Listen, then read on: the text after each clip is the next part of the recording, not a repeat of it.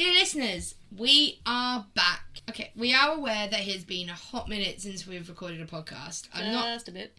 not entirely sure we remember how to do it, but it was never our intention to be away for this long. We weren't exactly professional in the first place. No. But that's what I would like to believe. That's what everyone comes to love. I think the phrases are rough and ready. Fact. We had all the plans for when I got back from Florida in November, but then we were in mad rehearsals for Elf with Watson Players and the panto that we wrote. We did a thing. Chink. Both went amazingly well, but then it was Christmas and life totally got in the way, and then it seemed like we sneezed and all of a sudden it's the bloody end of January. I know, right? Normally January lasts for 345,000 days, but it seems to have lasted about 5. Fact. Oh, we should also point out we've both gotten a year older. Yeah, woo. Since we've been gone. Yeah, we do it. We're actually only a week apart, but we are on the opposite sides of the years. So end of December was my birthday and beginning of January was Carrie's. So since we last recorded, we are a whole year older. What have we done? I bit my tongue. We don't act older. You're drinking wine, you're not eating anything. Yeah.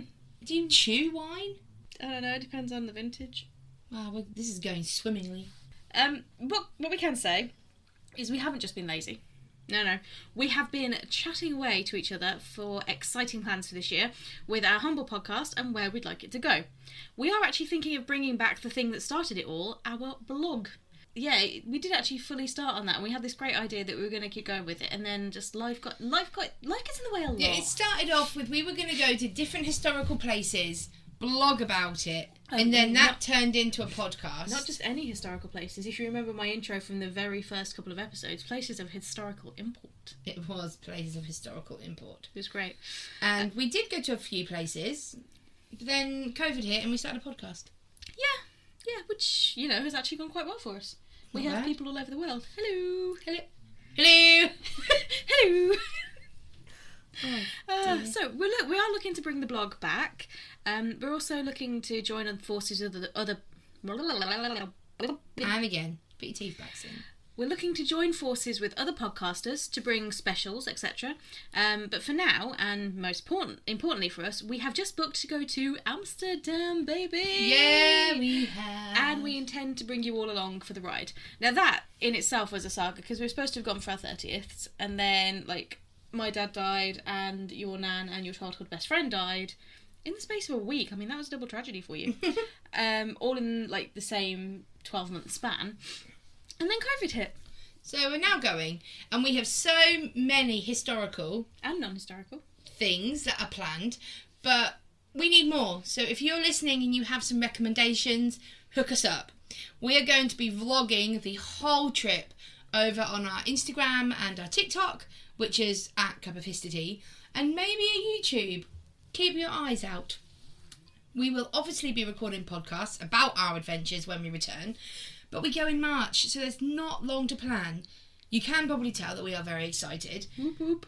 But the gist of this opening is sorry for being lame and taking so long to record a new episode, and thank you for sticking with us. Yeah, as much as we love doing this, you guys are the reason we do this. Yeah. So we're sorry for being lame. We suck. We know. But we know that people are still listening to our past episodes because we get the emails of the listen figures, and they're increasing. So thank you. Thank you very much. Last year, on the 19th of January 2022, a day that shall live in infamy, or, just in a few we both looked off into a corner. The same corner. Lovely bookcase you got there. We hosted the first annual Histortea Awards, where we had to choose a number of tea-themed awards, and we could choose anyone in history for the winners. If you wanted to find out how we voted last year, why don't you head over and give it a listen? We realised, though, that we couldn't do that every year because it wouldn't likely change. Some things, historically recorded, they are written, they won't change. Our opinions as we learn more about things might change, but the actual facts won't. So we've got same or similar categories, but instead of going back throughout history, we're looking back over the last 12 months of 2022 and we're awarding from there.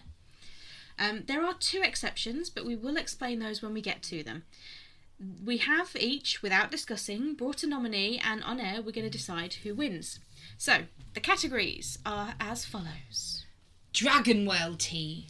The award for the coolest person or event. The Green Tea. The Game Changer Award. Could be a discovery, it could be something similar. The Gunpowder Tea. This is the best war/battle award, but with the current war in Ukraine, we don't feel it's right to pick from 2022, so for this one, we are going to choose from history. Earl Grey Tea. Influential, powerful figure, good or bad. Oolong Tea. Think of it like a special achievement award. Black Tea. The most haunted location. Chia Tea. Best urban legend. The Fermented Tea Bag. Put bluntly, the Arsehole of the Year award. Peasant's Choice. An award chosen by you, our lovely listeners. Again, this won't only be from 2022. Chamomile Tea. The most inspiring story of the year. And lastly, the Defective Tea Bag. The most ridiculous death that we've covered on a podcast in 2022 here at A Nice Cup of Histortea. So there are awards. They're all actual teas that you can drink. I've never drunk all of them. I've had an Earl Grey. I've had a black tea. I think the only one I haven't had is gunpowder or chai or fermented. Oh yeah, I've not had a fermented tea bag. Yeah, that just doesn't appeal. No, or a defective. I've had a defective one. You know when you put it in a cup and then you pour your drink and then you drink some and then you get a mouthful of tea leaf? Yeah. That's defective tea bag.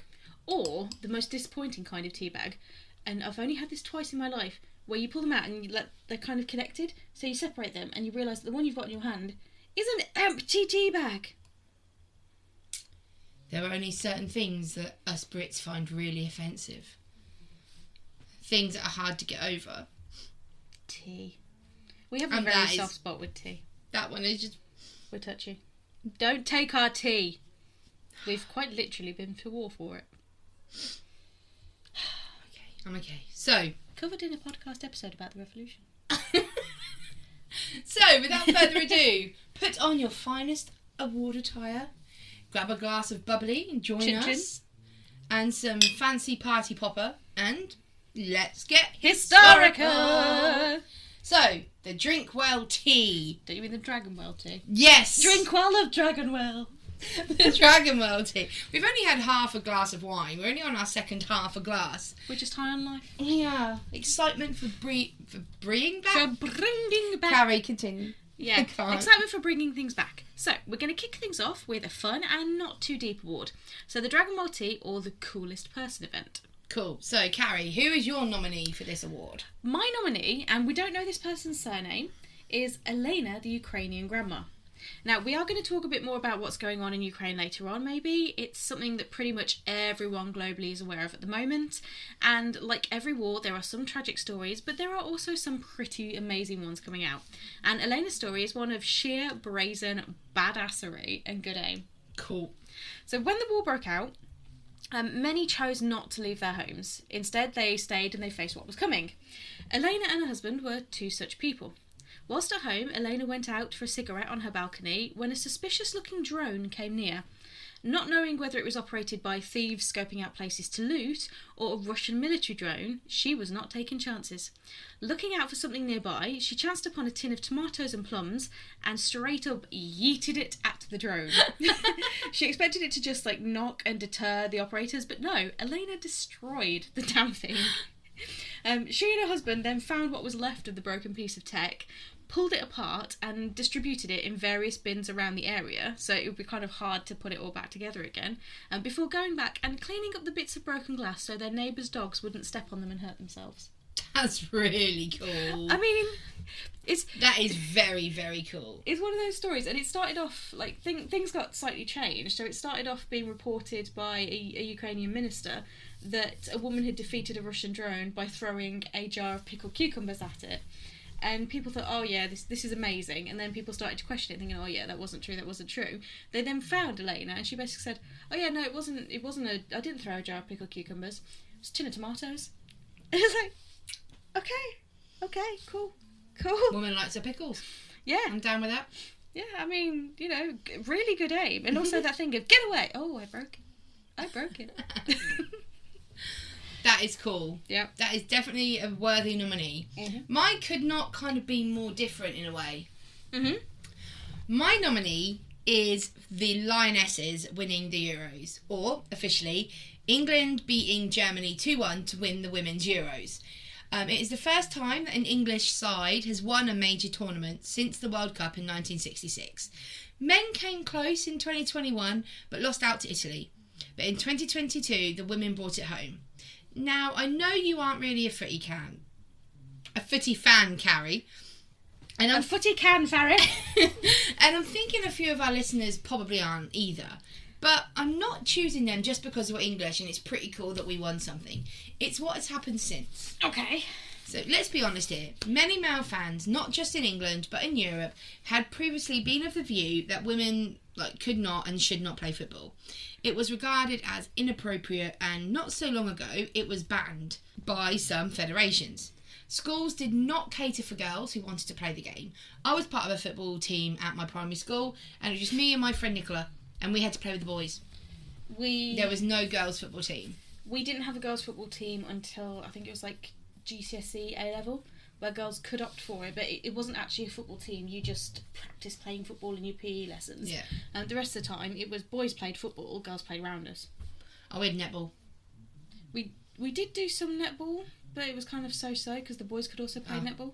But it was girls played rounders or did other things, or long jump, and boys would play football and rugby. Girls, absolutely, even at GCSE, were not allowed to play rugby. No. Clubs are not really interested in throwing money at it. Mm-hmm. Here in England, we already do have a professional women's Super League, albeit with a tiny fraction of the budgets that are afforded to the men's teams at top clubs such as Chelsea, Arsenal and Man United. The European Championship win has made that league far more attractive product to sponsors, advertisers and TV executives who sign cheques. Okay. So on October the 4th, the Football Association and the UEFA European Football Association, or the FA and UEFA, released their flash post-tournament impact report on what is going to happen now, and it is called a game-changing tournament. Okay. And just a few statistics here. So people who may still be like, me. These are the statistics that have come out worldwide since the Lionesses won the Euros. Over 416,000 new opportunities were created in England across schools, clubs and the community, and this includes opportunities to play, coach, officiate and volunteer. Okay. So that's 416,000. More than half of local residents and 2 in 5 spectators and tournament volunteers have been so inspired to do more sport and physical activity generally as a result of the Women's Euros. That's good. 289% increase in media rights and value since the Euros. Mm-hmm. 84% of spectators say that watching the Euros has improved their perception of women's football. And 88% of spectators are likely to watch a professional, international or domestic women's football event on TV in the future. It's another small step in equality for women, and I'm totally here for it.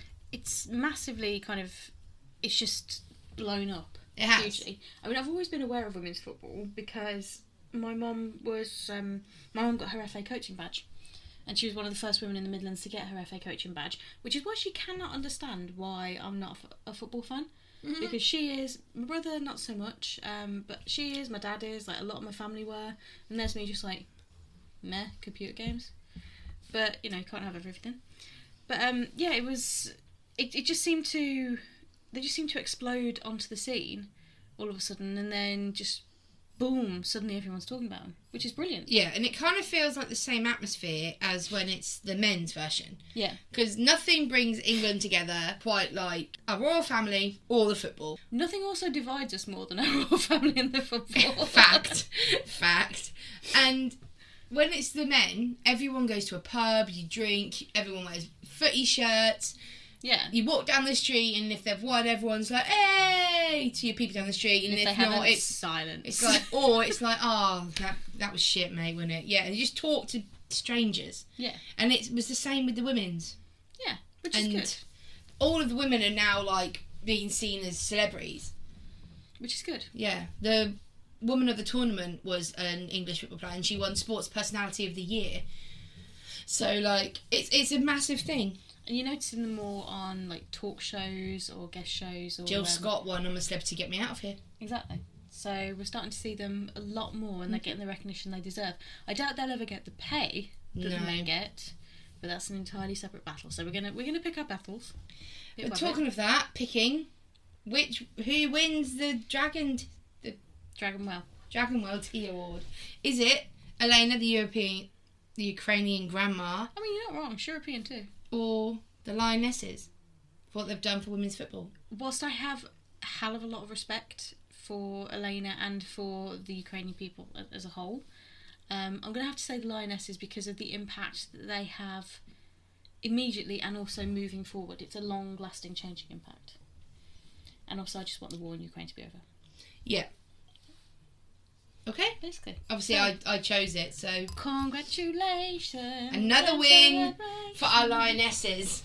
Not as cool. They might not feel as appreciative of our award as... Excuse me, I think with winning this award, the Lionesses have peaked. I think this is the highlight of their career. They can't get any higher. So we need to make a note of that so we can put on our socials winners. I'd love to say we can remember, but... We're also going to be putting this out to yourselves on Twitter and Instagram and TikTok for you to choose who you would pick. Would you pick Elena or would you pick Lionesses? Go and have your say. You can disagree with us. You can. You can tell us we're wrong. I'm just going to get the notes up on my phone and I'm going to write who won. Nice. So while we do that, Carrie, did you want to do oh my god. Are you okay? Words. Award number 2. Award number 2 is the Green Tea, or the Game Changer Award. So someone or something that has made a massive impact, or has started to make an impact, or is going to have a potential impact moving forward from the last year. So my nomination it's actually kind of tied into history.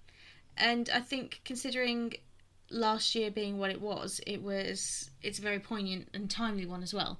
And I'm kind of disappointed it didn't come to fruition last year, but archaeology waits for no man. We all want to make that one discovery that changes everything. Last year was the centenary of the discovery and opening of Tutankhamun's tomb. So it would need to be some pretty hard going to top that, right? Yep. But someone thinks they may have. Lawyer turned archaeologist Kathleen Martinez has been searching for nearly 20 years for a specific tomb in Egypt, one that would be an absolute historical game changer, none other than the tomb of Cleopatra. Ooh. Now, admittedly, historically, disclaimer, there were multiple Cleopatras, but we are talking about the Cleopatra, as in Julius Caesar, Mark Antony, last of the Ptolemaic dynasty Cleopatra. Mm-hmm. Martinez and her team of archaeologists have uncovered a 1,305 metre or 4,281 foot tunnel located 13 metres or 43 feet underground. This is by the sea as well, so there's going to be some dangers that we'll talk about in that in a second. The excavation has also uncovered an impressive religious centre including a sacred lake, 3 sanctuaries and a cache of over 1,500 objects such as busts, statues, gold pieces and coins portraying Alexander the Great, Queen Cleopatra and other members of the Ptolemaic dynasty. So the evidence is there. It's cool. really telling. Some of the underground structures have sunk over time, becoming filled with seawater, which does make them quite dangerous to explore. So excavation is going to take a long time. But if they find what Martinez is hoping they do, it will be well worth it. So the pharaohs. Do you know much about the pharaohs in Egypt? Only what the standard stuff that we learn in school. Well, the idea was that the pharaohs were the living embodiment of the god Horus. So it's like the human incarnation of that god. So when they died, they would then become reincarnated as the next pharaoh. It's Horus. However, Cleopatra, being a woman, couldn't be the god Horus, so she was the reincarnation of the goddess Isis, which made then her third husband, because she had Ptolemy and then Julius Caesar and then Mark Antony. But she named Mark Antony as the living embodiment of Osiris, who, according to the myth, is the husband of Isis. Okay. So they built up this mythology that they were Isis and Osiris in human form, so their tomb, their burial place should reflect this. Martinez believes that the most fitting place would be the Tap Osiris Magna, which is the massive complex that she's excavating, and where that treasure trove of relevant artefacts has been uncovered. So she's got this impression, she's looked at all the temple complexes in the area and thought, you know what, this one fits most with the idea of Osiris and Isis, so this one would be the most logical place for them to be buried. She's dug down and found all these artefacts, and she's like, actually, crazy. This looks pretty cool. With approval from the Egyptian Minister for Antiquities Affairs and all-round rock star of Egyptology, Dr. Zahi Hawass, just take a moment to appreciate that legend, the excavation is moving ahead full steam. You cannot do it without his say-so. No. They just need to get past collapsed tunnels and tons of seawater. But destiny is on her side, because Cleopatra herself is meant to have said that no man shall ever find my tomb. So it's kind of fitting instead if she's found by a woman. That's cool. I enjoy that. I like prophecy. That's really cool. So my nominee. Researching this one was hard because so many things happened last year that have the potential to be completely change the game. That choosing just one was difficult, but I did it. And I'm putting forward the STEMO clinical trial led by Jocelyn Bloch from the Lausanne University Hospital and Carrie, can you read that for me? Gregoire Courtine of the Swiss Federal Institute of Technology. Now, they invented an electrode device that, when implanted onto the spinal cord of a paralysed person, will make them walk again.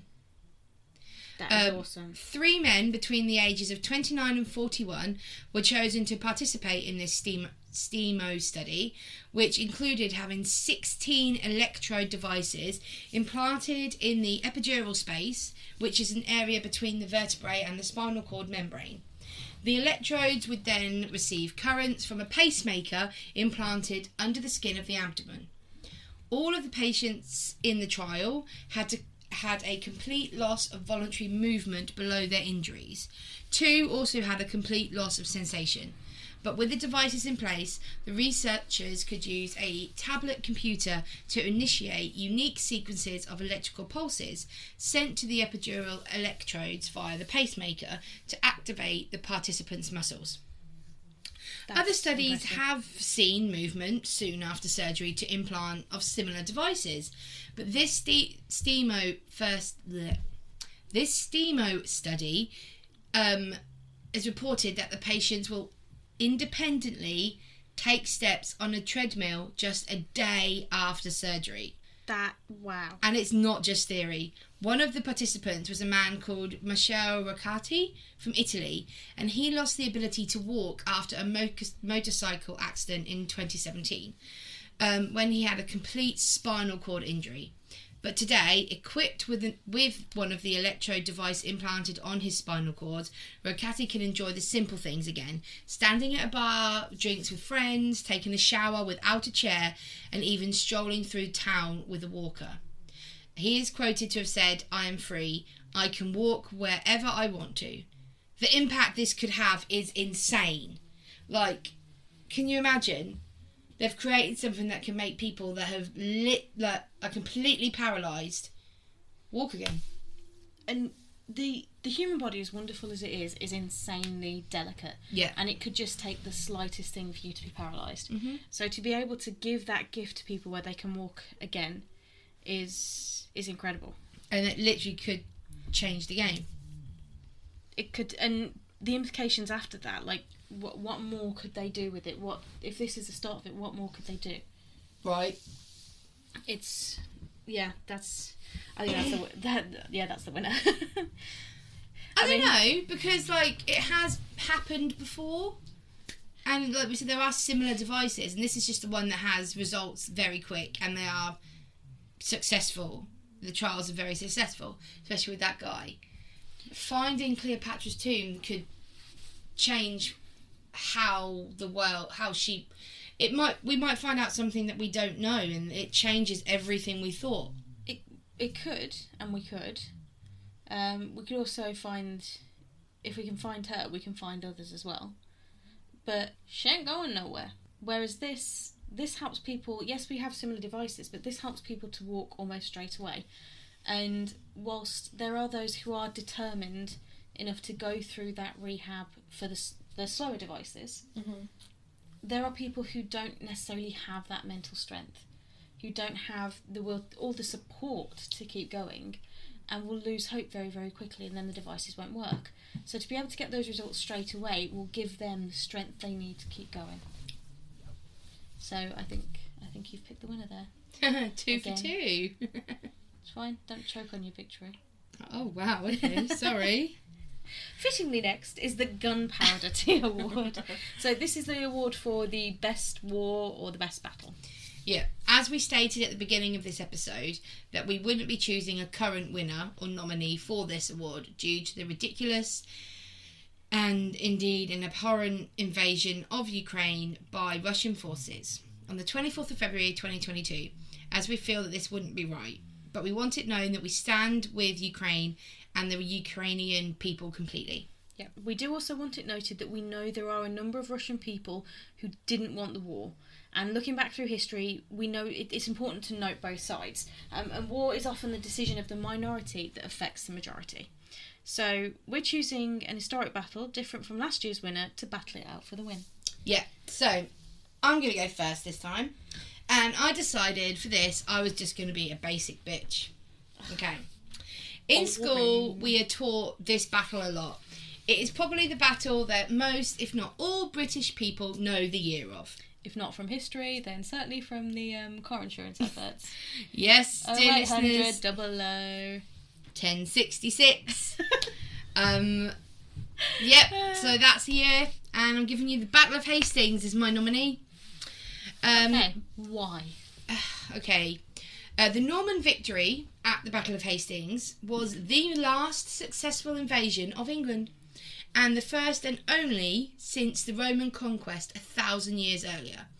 Its aftermath established a new feudal order that ensured that England would adopt the political and social traditions of continental Europe rather than those of Scandinavia. The single battle also gained the country's crown for the Norman leader, William the Conqueror. So a very, very, very brief overview. I'm surprised we haven't done this in a podcast yet. I think it's because it's so well known, we've tried to stay away from it. It would be like, because we're British podcasts, you'd be like, of course they're going to do that. But yeah. Really, of course we should do that. Yeah, so very brief overview. You've got Edward the Confessor. He is the King of England, and he died in 1066, leaving no heir. Spoilers, having no heir when you die does not end well in history. Not good. Anyway, 3 men claimed the throne.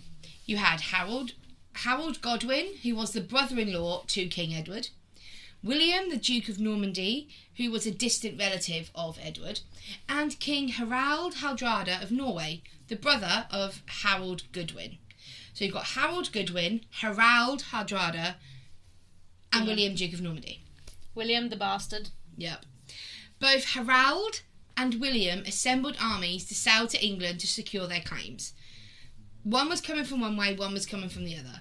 And Harold Godwin decided that William presented more of a threat, so moved all of his English army to the south coast across from Normandy. Weather, however, many a war has been delayed or changed due to the beautiful British weather. I mean, we complain a lot about it, but it saved our skin. Yeah. A lot. The weather did delay William, and King Harold Hardrada's 10,000 Vikings arrived first.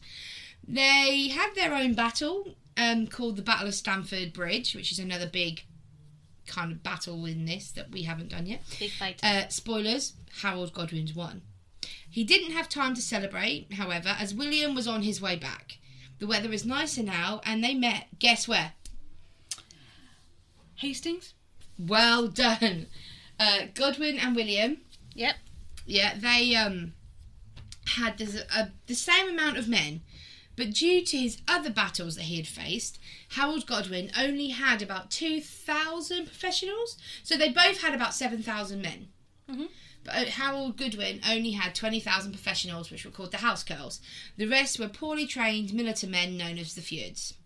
William's army contained about 2,000 cavalrymen and 5,000 infantrymen. And they were equally armed with swords or bows or crossbows. And despite the lack of numerical superiority and an army defence that would only allow for a frontal assault, William attacked. He had the balls to just be like, you know what, I'm just going to go for it. I laughed at the idea of an army that would only allow for a frontal assault. It's just like, nah, let's go. Let's go. Right. The Normans advanced behind a rain of arrows from their archers, but the Saxon shields turned aside most of the missiles. Several direct attacks by the infantry fared no better. When William then personally led a cavalry charge, but was turned back by marshy ground and the Saxon defences. Defeat, or at best stalemate, appeared to be the outcome of the battle for the invaders. The Normans were further demoralised when a story swept through that William had been killed. When the Norman leader heard of this rumour, he removed his visor and rode to the head of his army. His soldiers, seeing that he was alive, actually rallied and renewed the assault. William then ordered his archers to fire at a higher angle rather than direct in line in order to reach behind the Saxon shields. I mean, it sounds really simple now. Yeah. Of course, if you went a bit higher, you don't shoot a shield straight on. You kind of go angle over it. But they probably weren't that used to archery. The battle remained in doubt until William's cavalry turned and wildly fled from the battlefield. Whether the cavalry was retreating from the fight or as a ruse, it had the same results. The Saxons left their defences to pursue them, only to be struck by the Norman infantry. Led by Harold Godwin's brothers. Yep. Which, idiots. And at the same time, this is speculated, an arrow hit Godwin in the eye and he was killed by the advancing infantry, and the leaderless Saxons began to flee. You know what's going through my head, don't you? Mm-hmm. William, soon to be known as Conqueror, pursued the retreating Saxons and seized Dover. With very little resistance, he entered London on Christmas Day, 1066, and received the crown of England as King William I. That didn't entirely go smoothly for him, though, did it? Because people... It didn't go smoothly, but he won because the Saxons were dumb. No, I mean his coronation. Because at his coronation, were people cheering and they were crowding outside, and his soldiers took it the wrong way because obviously they didn't understand the language, and they attacked. Yeah, thinking they were being horrid. Yeah, they thought it was a riot. Yeah, but no, the Normans won because the Saxons were stupid. The Saxons were doubly stupid because, as Obi-Wan Kenobi would approve, they had the high ground. Mm-hmm. And they gave it up because of Harold's brothers that decided they were going to run after what they thought was the fleeing Saxons. Or fleeing Normans, sorry. Yep. And after that, our food changed, our language changed, our culture changed. We got the Doomsday Book. We got castles. I mean, we had castles before. We had like the like an old version of the Motte and Bailey and hill forts and things. But then we had proper Motte and Baileys. We had stone castles. We had the White Tower. Everything's changed, and we had words like beef, which incidentally we had for dinner tonight. Okay. Just trying to get back, yeah. So yeah, my nomination for this is the Battle of Hastings. Okay. So whilst yours is one that we've been aware of, but we haven't covered yet, mine is one that, again, we haven't covered, but been slightly aware of in the periphery, didn't know a huge amount about it until recently. Okay. With my new knowledge, thanks to an awesome and highly recommended Netflix docu-series called The Rise of the Ottoman Empire, which I do recommend. There's 2 seasons. My nomination is The Fall of Constantinople.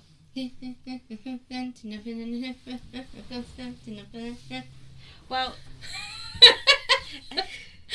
as we said earlier, that song tells the story of the fall of Constantinople, because after this it was not Constantinople anymore. It was, but now it's not. So we've mentioned Sultan Mehmed II in our episode all about Vlad the Impaler. That was called A Manic Bite Out of Histortea, where we teamed up with our friends Liam and Tobias of the Manic Podcast, 2 N's, very important, to talk about Vlad Tepes. In that, Mehmed was an imposing figure who came into the story about halfway through, and at the close put an end to Vlad and his pointed sticks. But there is so much more to Mehmed than that, and I really hope we get to do an episode on this amazing and precocious tactician, and he may have just moved onto the list of my historical bays. Wow, that's a big claim. Apparently I've got a thing for tacticians and, like, Not quite bad boys, but military might. I quite like it. Fair one. At the time of the conflict, Constantinople was the capital of the Byzantine Empire, also known as the latter days of the Holy Roman Empire.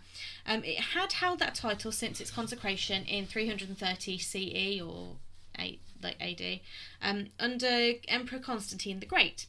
It had withstood many sieges, but only one, the sack of Constantinople in 1204, as part of the Fourth Crusade, was successful. The Nicaeans recaptured the city in 1261, and despite the Black Death wiping out half the population in the late 1340s, as it did with everywhere, it was a fairly peaceful couple of centuries.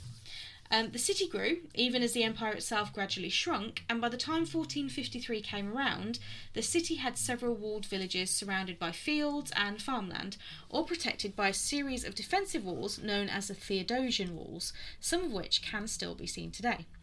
To give you an idea of what these walls were like, there was an inner wall about 4.5 to 6 metres thick, wow, and up to 12 metres high, covered by bands of brick to add strength in the event of earthquakes, which there have been several. 96 towers were dotted across the wall of varying shapes, so you'd have like octagons, septagons, hexagons, all different shapes, linked by battlements along the wall. And then the outer wall was 2 metres thick at the base and crowned with a crenulated walkway. There's then a moat about 20 metres from the outer wall, which is about 20 metres wide itself and 10 metres deep, and the inner side had a 1.5 metre crenulated wall. That's a few defences right there. You've basically got city, space, wall, killing field, wall, killing field, moat with wall, small wall, outside world. It was a big feat to get through these. Now, we love a good curse or a prophecy here at A Cup of Histortea. Yes, we do. And it was believed that the Prophet Muhammad, for our Islamic listeners, peace be upon him, predicted that one day Constantinople would be conquered by a great commander leading a great army. From a young age, Mehmed believed that would be him. When he succeeded his father in 1451, he was only 19 years old, and many Christian rulers didn't see him as a threat. He was a young pup. Idiots. He is arguably one of the greatest rulers of the Ottoman Empire. Meanwhile, Emperor Constantine XI of the Byzantine Empire, not so much. We'll cover this in more detail in a later episode, I hope, but in a nutshell, Mehmed bombarded those impressive walls with huge cannons called bombards, and you can see one similar, the Dardanelles guns in the Royal Armoury are about a similar kind of make, but they are massive. They are some of the biggest cannons the world has ever seen. Whoa. And he engaged in siege warfare for a grand total of 1 month, 3 weeks and 2 days. Wow. And they were just constantly, day and night, just constantly ongoing bombarding these walls. The cannons, however, were made of iron and like rudimentary early steel. They couldn't quite take that constant bombarding, and one of them actually did explode at one point. Shit. Yeah. So it looked like, however, hope was nearly lost for the Ottomans at one point. There were a couple of forays out where they were led by members of the Byzantine army that came out, and they just thought they were running out of supplies. The cannon exploded. It just wasn't looking good. It wasn't really working. And then they heard rumours that there was a Genoese force and a Roman force coming from Rome to try and help the people of Constantinople, and then they saw sails on the horizon and they thought, this isn't looking good. Everyone was saying, oh Mehmed, you've got to retreat. One of his biggest advisors, Halil Pasha, said he needed to retreat as well. Mehmed said no, and then shortly after midnight on the 29th of May, he decided he was going to do a final offensive. Okay. He gathered all of his troops, got them all ready, and then wave after wave of Ottoman forces broke against the walls of Constantinople constantly. The cannons were still bombarded the walls, and whatever little pieces they broke through, the Ottomans were just pouring in, until eventually they broke through the walls. And after that, it was so quick, the city fell pretty quickly. Oh wow. Not without casualties, including Emperor Constantine. And the story of Constantine is pretty... Nobody knows what happened to him. No. Because he was last seen, as it's quoted, running in where the battle was thickest. So even though he wasn't really an effective emperor, he fought with his people. He was going to die with his people. Oh, that's good. And all they ever found of him, they never found a body. All they ever found of him was his purple slippers. Yeah, that's random. So we don't know if he was killed and just dumped with the rest of the bodies. We don't know if he escaped. We genuinely don't know. The fall of Constantinople was more than just the sack of a city, though. It marked the end of the Holy Roman Empire and the Roman Empire entirely, and the loss of a city. She's still around, though, but by a different name. The name has changed, but the soul of the ancient city endures. In the largest city of the modern country of Turkey, Istanbul. That's crazy. Istanbul was Constantinople. Istanbul was Constantinople. Been a long time gone, Constantinople, since about 1453. Beautiful. That's really cool. I think that's got to be the best battle. That beats 1066. It's just for the sheer determination and military genius. And what it changed as well. I mean, both of them were massive game changer battles, but that one was pretty far reaching. But we will cover both of them in later episodes, I hope. Is that just what you're doing? You're just choosing things that you want to do in a no podcast? I feel like you are, Carrie. It may have some bearing. I feel like it definitely does. Possibly. Come on, though, you don't want to do 1066. Oh, yeah, you're a fact. Yeah. Cool, so the winner of the Gunpowder Award goes to Constantinople. The fall of Constantinople! Goodbye! Your first win, well done. Thank you. So, our next award is the Earl Grey tea. I love the smell of Earl Grey tea. I just wish it tasted as good as it smelled. But it tastes very perfumey. It's the same with a lot of kind of herbal teas, and it smells great, and then you taste it. I mean, I like Earl Grey. I do like the taste of Earl Grey. But it's an acquired taste. Mm-hmm. It smells amazing, though. Add a bit of lemon to it, it becomes a Lady Grey. Oh, that's nice. Yeah. Things you needed to know. Our award, the Earl Grey Tea Award, is actually the most influential and powerful figure, good or bad. The person I'm putting forward for this award wasn't powerful, wasn't particularly good or bad. She was just a woman. And I'm talking about, I really don't want to butcher this name. Mahsa Amini. Yep. And her story is the spark that ignited a woman-led revolution in a country where just being a woman will get you killed. And she died not knowing the impact that she would have on the world. Before we get into her story, I'm going to let Carrie pour a glass of wine for both of us because we need it. This is deep stuff, and I was trying to do it subtly, but I failed. It's cool. It's cool. I think this is going to need a toast at the end. On September the 13th, 2022, 22-year-old Gina Mahsa Amini was arrested by Iran's morality police for improperly wearing her hijab, and according to her family and local media, she was then severely beaten, and she died 3 days later while still in police custody. After reports of the horrific incident emerged, thanks in part to reporters who the Iranian regime has since jailed, who are Niloufar Hamidi and Elahi Mohammadi. Protests erupted across Iran, and they were led by women who tore off their hijabs completely, cut their hair, and adopted a rallying cry of women, life, freedom. The power of Amini's death, however, is that what started as an outcry against the regime's treatment of women has evolved into a revolutionary movement calling for a complete regime change, recognised throughout the world. Amini's name has not only become synonymous with the theocratic government's repression of its citizens, it is also transformed into a hashtag that has, as of the 30th of November last year, I haven't checked what it is now, but as of only a month after she died, it had been hashtagged 79 million times. So that number now is just... That's probably topped the billion mark. Yeah, it's astronomical how big that number is now. The protests are still continuing, and they were going on for over 3 months, and the crackdown has been brutal. Hundreds have been killed, including children. Over 10,000 arrests have been made. Reports of, trigger warning, horrific sexual abuse of men, women and minors in detention centres 15,000 arrested protesters face execution as a result of a parliamentary vote in favour of the death penalty for them. But in fact, the regime has begun executing protesters already by hanging, which is typical in Iran. 4 men in connection with the protests have already been executed, and at least 41 protesters have received death sentences. Women are not just taking off their headscarves in protest now, they're burning them.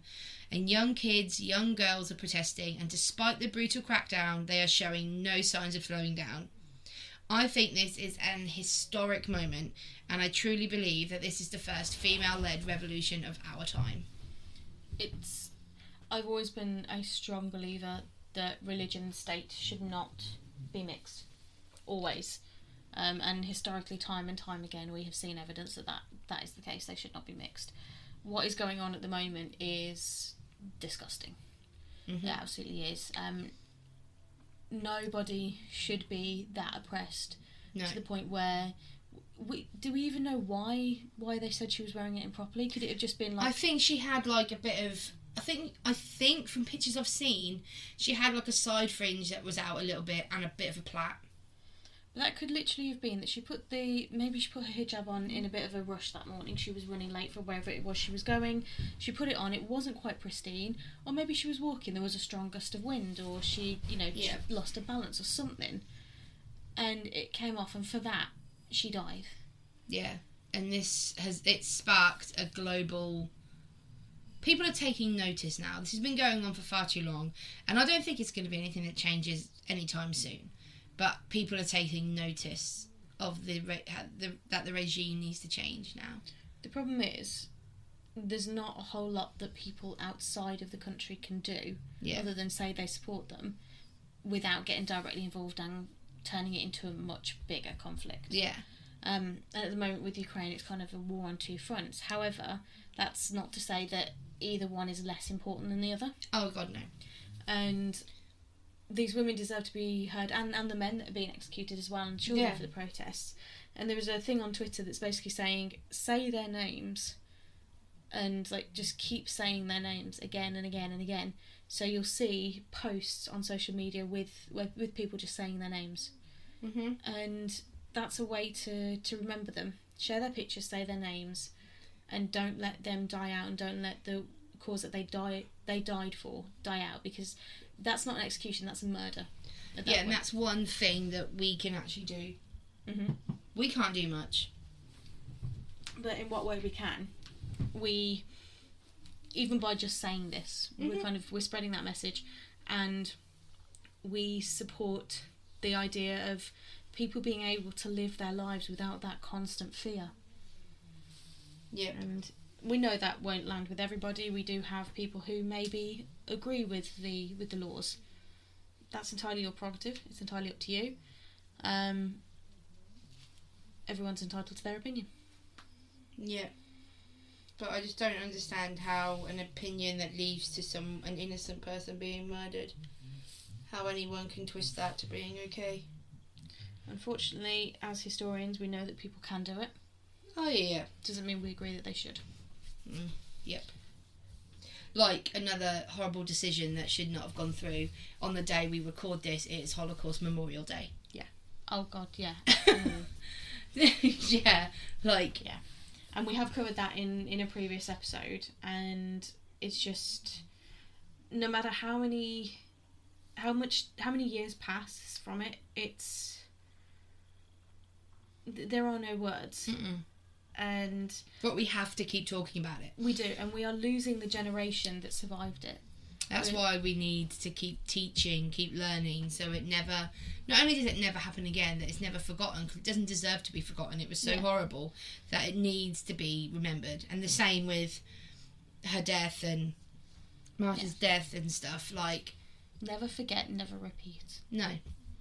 So that's why I'm putting her through, because she probably never wanted to be influential. She never wanted the world to know her name. She died not thinking they did. But her name sparked this huge female-led revolution. She died alone, but she has brought so many women together. Yep. So that is my nomination. To be honest with you, I'm going to say outright that you've won now. I don't really see the point in doing my No, you need nomination. to, because like you said, there are some people that are going to agree that what happened was the right thing. Yeah. So you need to give another person. I mean, this isn't exactly any less controversial as to... Oh, God. The one thing. you've picked, I've just seen the names, like... Yeah. This, especially at the moment, this is rather controversial. Yep. It doesn't matter what side of the fence you sit on, but you cannot argue, no matter what side, that Prince Harry and Meghan Markle have been highly influential. Yes. For good or for ill. Whether you believe that they are freedom fighters fighting the oppression of a systemically racist institution, or they are belligerent needy children crying out and trying to destroy a millennia-old institution. Oh, I wonder where you sit, Carrie. It doesn't... I see their point, and I do acknowledge that there is systemic racism within the royal family, 100%. And I do agree that things needed to be done about it. Things still need to be done about it. It needs to be changed. It needs to be addressed. Absolutely in agreement with that. I don't agree with the way they've done it. No. At all. And I don't agree with... Was it the... one of the guys from... Because I watch body language analysts and everything on the YouTube. Spanish dude. Yeah, there's the Spanish dude, Enrique Rosas... I can't remember... He says his name so fast. He does. He says it really fast. It trips off the tongue, and I would murder it. But the body language guy, and also the behaviour panel as well. Mm-hmm. And one of them says on the behaviour panel that it's a press conference to say they don't like press. It's a press conference for your privacy. That's where they fucked up. Yeah. Like, they stepped away mm-hmm. because they didn't want to deal with the press anymore. Which is they wanted to live privately. Yeah. If they'd left it there, I think they would have kept a lot... There's a lot of people in the UK especially that didn't like Meghan. But it would have left it. But even the people that supported them now, since they're like, oh, we want to live in private, but please can you video our entire life for a year and let me write this book that details exactly how you get from the gate to the king's bedchamber of Balmoral in my book, and I'll tell you how many Taliban I've killed. Like, yeah. And the Oprah Winfrey interview, none of it needed to happen. It didn't, and the timing of it as well. It goes against what they said they wanted. They wanted privacy, but have let the whole world in on their life. Yeah.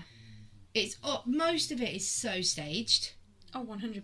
Like, in the Netflix documentary, there's one where the cameras just happened to be rolling the moment that Harry got a message from Prince William. It's convenient. It's like, really? Really? Yeah. And apparently... And Meghan needs to stop lying. There's a massive bit in there about Beyonce messaging her, asking her if she's okay. Beyonce's come out and gone, I never messaged her. There are so many inconsistencies with the story. Oh. And if you were treated horribly... People deserve to know that. You deserve to have your story told. Completely agree. Mm-hmm. However, tell your story. Don't fabricate it. Because the second people start to figure out that there are holes in your story, people will stop believing the whole thing. And you will never be heard. Oh. And yes, there are diehard supporters. And yeah, I can't deny that they probably did struggle. But it's also, they're basically crying about how hard life is from inside their $1 million mansion. Meanwhile, there are people who are having to choose between food and heat right now. People literally living in a war zone. People dying for having stray hair out of place. So it's like first world problems, people. Yeah, but you can't say that 2022 they haven't dominated a lot of the media, especially the latter part of the year. Absolutely, and they are very influential. Whether you believe them, whether you don't, they are very influential. You can't escape them. No. So. Divisive or decisive, we don't know, but that's my nomination. Prince Harry was almost my nomination for Arsehole of the Year. He's not, but he almost was. I mean, did it in like again, our opinions, but also no disrespect meant. But did you ever think that that Prince Harry would be the most annoying one out of the two? what cinched it for me, was I was watching an interview that he was on with, it was The Late Show, so it wasn't James Corden or Jimmy Kimmel. Mm-hmm. It was the other one. Jimmy Fallon? No, it was maybe Steve. Is there one called Steve? I think so. I'm going to have to go. Anyway. I can see his face, but I can't remember his name. Prince Harry's on there, and he talks about, and he uses the word todger like 15 times in this 1 minute clip. And I'm like, I don't need to hear Prince Harry talking about his todger. I really, really, really don't. It's the fact that he refers to himself as Harold. No. You are Harry. You are only ever Harry. And William is Willie. I'm like, no. The things that he's said in the book, and also they want privacy. Did Harry ask his family whose life he's put in this book whether they were okay with him sharing their privacy? Or that poor woman he allegedly mounted outside of a pub.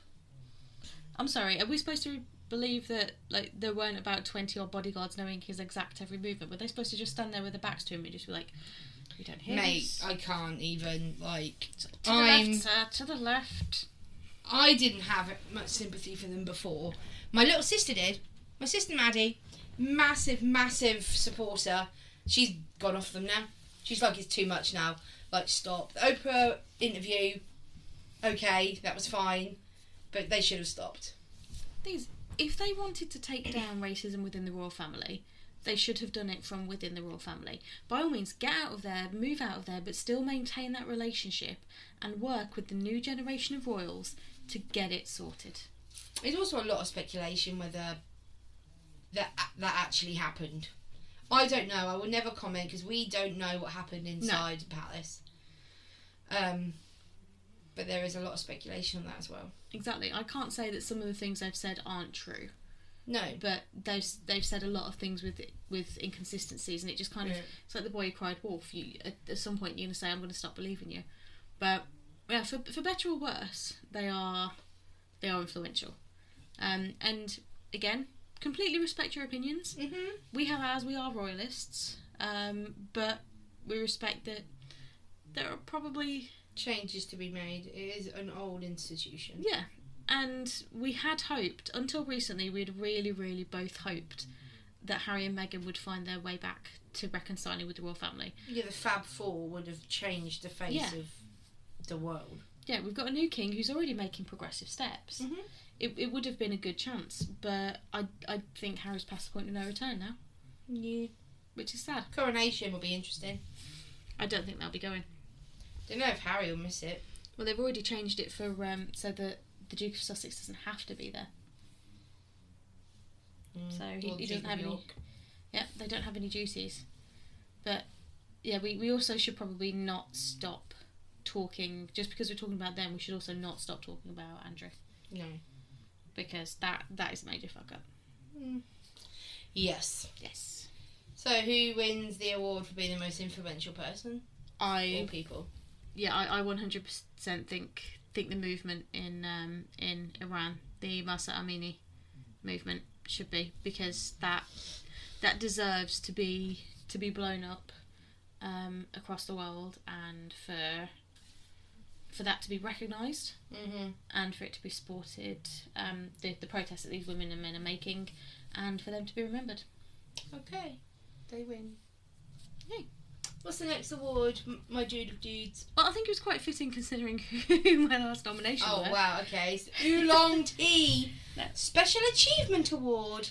For the first time we did this, it was the longest reigning monarch, because, long reigning. Yay, nice pun. But we realised this is one of the ones that no matter what we do, no matter how much time goes on, it's not going to change, factually. Those people are still going to be the longest reigning. So we've decided to make it a sort of special achievement award. And for us, this one was an easy award to give. We don't have one each for this. Yeah, we didn't really need a discussion. Our Oolong Tea Award for special achievement goes to the late Queen Elizabeth II. Definitely. Born on the 21st of April 1926, she served for over 70 years as our Queen until her death on the 8th of September 2022. She was the longest reigning monarch in British history, ruling over us and her Commonwealth of 52 countries with grace, dignity and love. We won't go into detail on the Queen's amazing achievements, as we actually did that last year in a podcast released for her Platinum Jubilee on June the 3rd, entitled Happy and Glorious in Going Platinum. Obviously, it was recorded 3 months before Her Majesty passed away, so if we sound glib, or you wonder why we've not mentioned it, it's because she was still with us then. The day she died is going to be one of those events where everyone remembers where they were or what they were doing.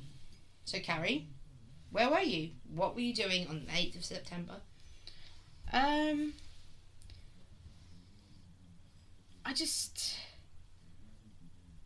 can't actually remember what I was doing. I think it was at home. I can't remember what I was doing. I can just remember the messages. And I can remember a ping came through on my phone, because I get like the BBC News app, and a ping came through on my phone to say that the Queen was really, really sick in Balmoral, and Prince Charles was going there. And then I pulled up a news brief on my phone, so I was checking other news sites, because, you know, you can't just have one, you've got to be objective. And they were all saying the same thing, and I was like, oh, this isn't good. So I messaged you. I think we were at work, weren't we? I work from home, though. Yeah. And I messaged you saying the Queen's really, really ill. And I remember messaging my mum, and my mum's a trance medium. Whether or not you believe in those things, she knows stuff she shouldn't know. And she just went, yeah, she's not going to last the day, love. And I was like, cool. I remember a time when that would have been treason, Mother, but okay. And then it got progressively worse. And then the next thing we know, like, the bell had gone on the news. All of BBC News just went black. There was just a blackout, and then it came back on. All the logos were black. The presenter came back on wearing black. It was Hugh Edwards on BBC, I think. What? And announced it.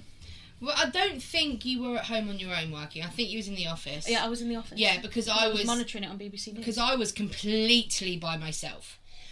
And I put my TV on. As soon as you messaged me going, the Queen's sick and they're all going up to Balmoral, that's when you're like, oh shit. Yeah, because we were getting reports throughout the day of which royals were there. Yeah. Because we knew Anne and Charles were there. Yeah. And then when they were bringing the grandkids, we were like, oh man. Yeah. And I used to be a trainee journalist, so I kind of know little things. I kind of pick up on things. Yeah. And after about 3 hours of reporting, they then changed all the TV to being news of the Queen. At about, I think it's about like midday, the presenters were all wearing black. Nothing else had changed, but presenters were wearing black already. And that's when you're like, oh, okay. Yeah. And then my friend messaged me and was like, put your TV on. And I was like, it's already on. And they were like, the BBC logo's black. And I was like, I think I messaged you going, dude, it's black. Like, nothing had been announced yet. And I was just sat in my living room watching, and Hugh Edwards, who is like a big, massive news report, he'd just done like 12 hours because of the Prime Minister's switch over. Yeah, because Liz Truss had been in power for like 12 hours by that point, hadn't she? Kind of feel a little bit sorry for Boris Johnson in that regard. As in, he had gone through a pandemic, a war, that's like so much, and if he'd just hung on, he would have also tipped the Queen died. At the same time, like, how many life events can you live through Yeah, without breaking? right. This is our constant question every day. It's like, not another one, please. But I was sitting on my sofa watching it, and it was Hugh Edwards was like, we're going to go to a documentary made a couple of years ago in honour of the Queen's, something to do with one of her celebration things. It wasn't the platinum, it was a few years ago. And I was just watching it, it went black, and then he comes back on and goes, Buckingham Palace have announced the death of Queen Elizabeth II. They had to wait for it to be nailed to the... And I was just like, I was by myself, like in my house it was silent. And I think I got all emotional because I was on my own. And I messaged you. I was like, dude, the Queen's dead. And then, like, I was like, I don't know what to do. Like, and then I rang my mum, and we were all talking about it, and I was just sat in my house, and the news was just like, the Queen is dead, long live the King. And I was like, I don't know what, this is, obviously you knew the Queen was going to die in our lifetime, probably. Yeah. But you still don't... Philip had just died as well, like a year before. But I think also, And it's like, what? from a monumentous, like, event, occasion, yeah, it's shocking. But also, as historians, we know what then kicks into motion and what then comes afterwards. And also, we volunteer for a local hospital radio station, and I remember I was also checking our radio news updates as well. And there's a little, like, a code message that goes out, and then it kicks into the obits. So I was waiting for that to kick in, and then we got a message through all the trustees just saying, just FYI, we've gone to the obits, and I was like, yep, it's happened. Definitely happened. Yeah, and it was the most surreal moment. And I remember watching the proclamation of King Charles when he was actually officially proclaimed king. Mm-hmm. And we were obviously in the run up to the coronation. We had the whole week of mourning, but we had the She official meant day funeral, of mourning. not coronation. No, I mean we're running up to the coronation. Oh, now. I thought you said at the run up. Sorry. No, we're now my running bad. up to the coronation. We had the funeral. We had the whole week of mourning, and then the royal family had an extra week of mourning after that because poor Charles. I mean, poor royal family as a whole, but poor Charles, he's lost his father just over a year ago. He's just lost his mother, like literally days before, and all of a sudden he's having to say, "I am now the king." The metaphorical weight of the British Commonwealth is on my shoulders, and he's not even allowed in public to show any kind of grief. But also, imagine at 72 years old, you're being told here's a new job. Yeah. You've got to do a new job. Like, absolutely not. And even though he's been groomed his entire life for it, you're never going to be prepared for that. Not fully. Another surreal moment from that time, we went to Sandringham. Yeah. To lay some flowers. Because we live right near it. We've spoke about it a bajillion times. Damn dog. So, Dudley doesn't count. We went to take some flowers. We had some flowers made by the florist that my mum works at. Shout out to Deb's florist. And they did all purple ones. It was all regal and purple and white, and it was the beautiful bouquet, and we put it there. We got back to the car, and as we shut the door and turned the engine on, it was the King's first speech as King.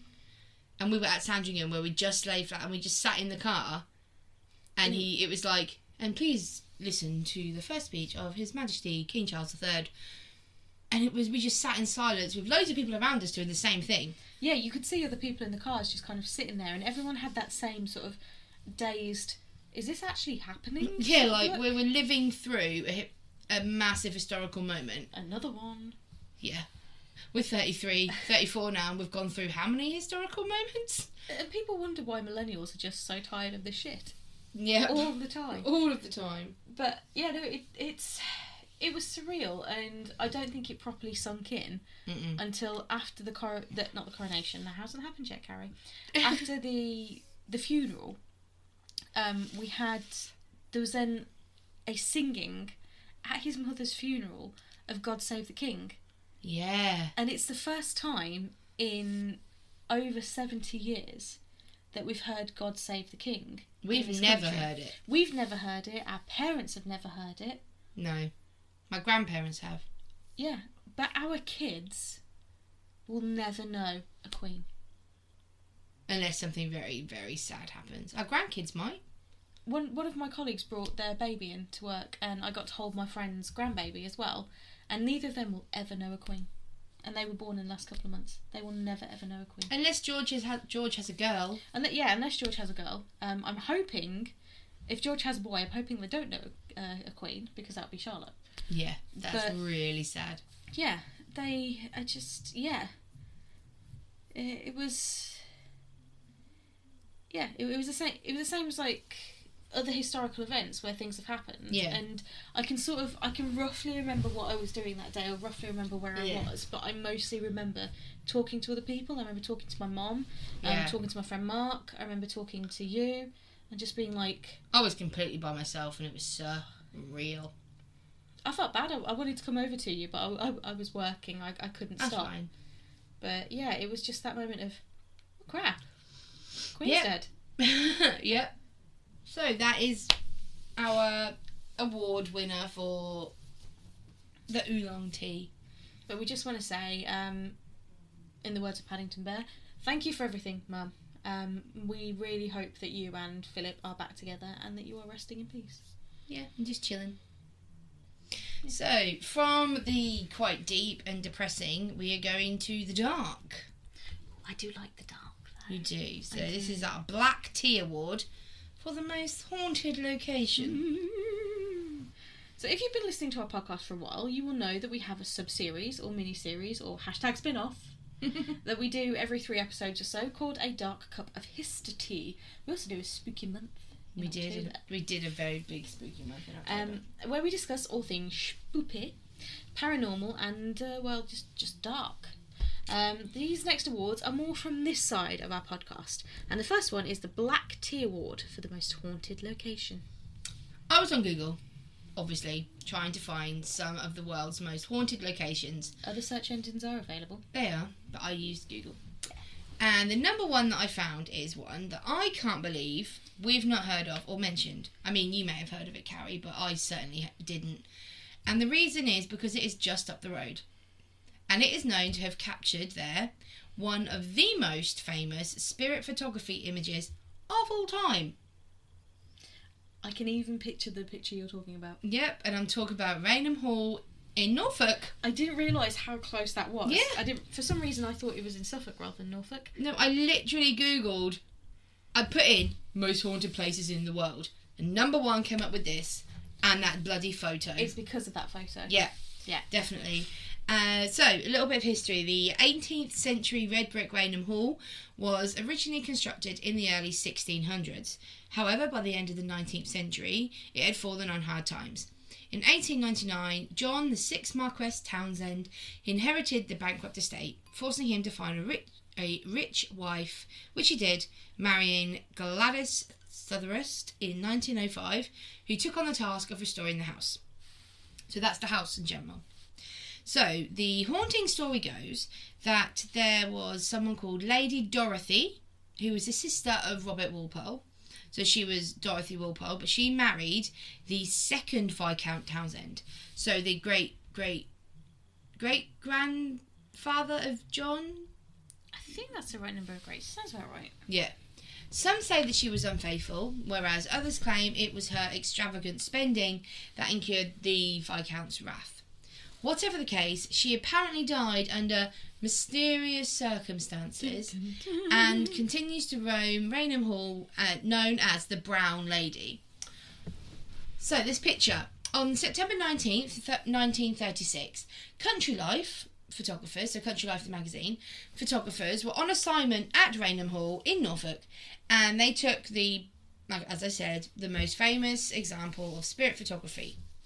The ethereal, or delicate, veiled form of a person they captured gliding down the hall's main staircase is widely believed to be that of Lady Dorothy. Over the years before the picture had taken, there had been numerous sightings of her, so much so that the Dowager Marchioness, or, that woman, Gladys, John, the 6th Marquess, had died in 1921. Okay. She She conceived an idea to write a book called True Ghost Stories, publishing it in 1936, and was a compilation of 32 tales beginning at Rainham. More than a rehashing of Brown Lady legend, it is also served as a reminder of the Rainham's architectural? Thank you.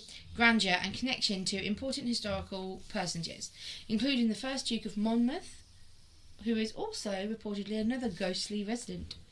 The picture is really cool. I believe it captures the Brown Lady, and it convinced a lot of non-believers, which is why I'm putting Rainham Hall up as my nominee, but also a place that I think we should totally visit, by the way. Oh, 100%.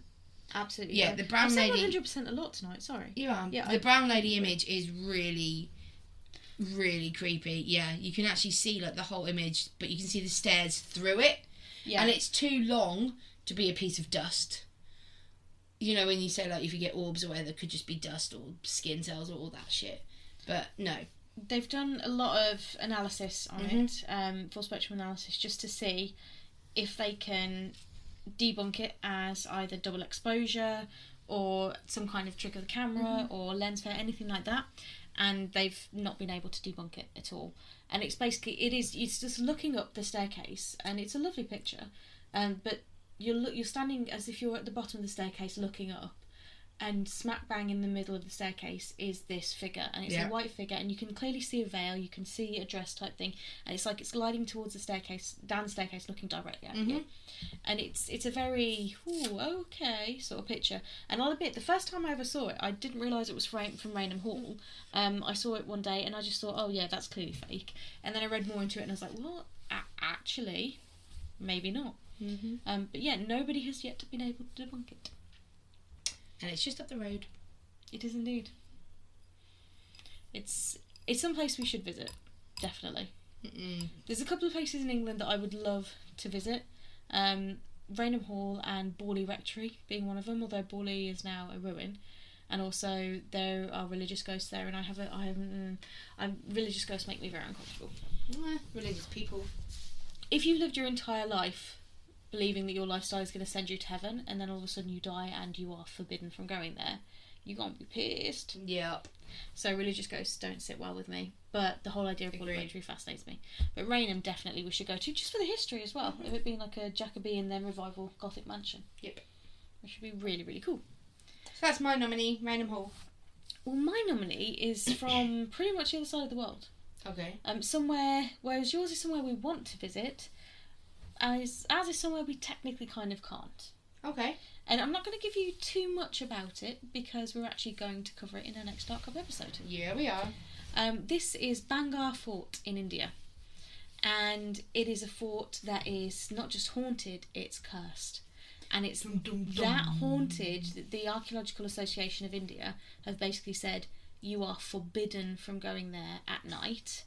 And tourists are forbidden from going there. From other, like, local tourists can go there, but tourists from other countries cannot go there without express permission and a guide. We're talking music playing at random hours with nobody there. We're talking strange noises, people following you, people being slapped by unseen forces. I just slapped my leg then for no apparent reason other than demonstrate. We're talking blood-curdling screams in the night. We're talking curses where the land will be ruined and people will never be allowed peace. And also the potential lifting of a curse. All curses could come to an end, you know. They're not permanent. So it's a very complicated place, but it's also a very beautiful ruin. It's some really fine examples of Indian architecture through Hindu temples and creations and tombs. And a lot of the land has actually fallen around subsequent earthquakes and weather, that inclement weather conditions have caused it to become a ruin, but it is still a beautiful place to visit.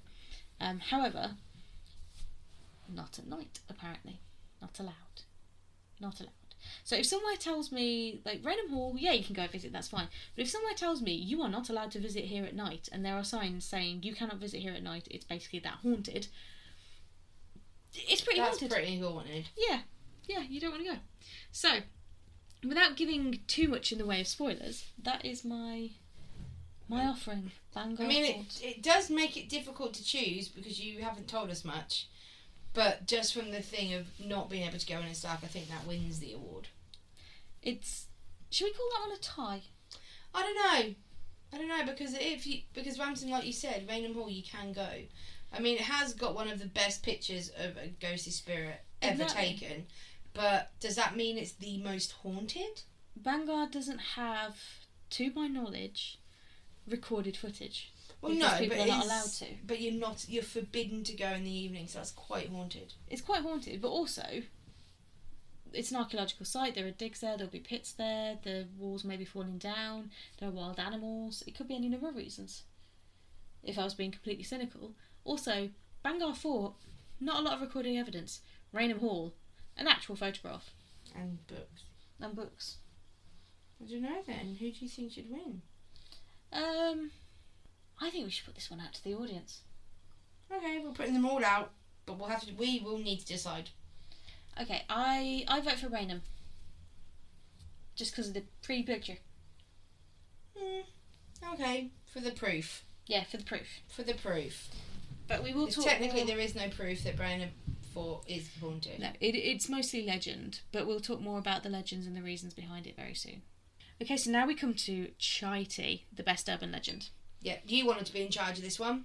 I do, because I like to see your reactions. So you are choosing this one. Okay, well, I'll give you the legends and then you can decide the winner. Okay. Okay?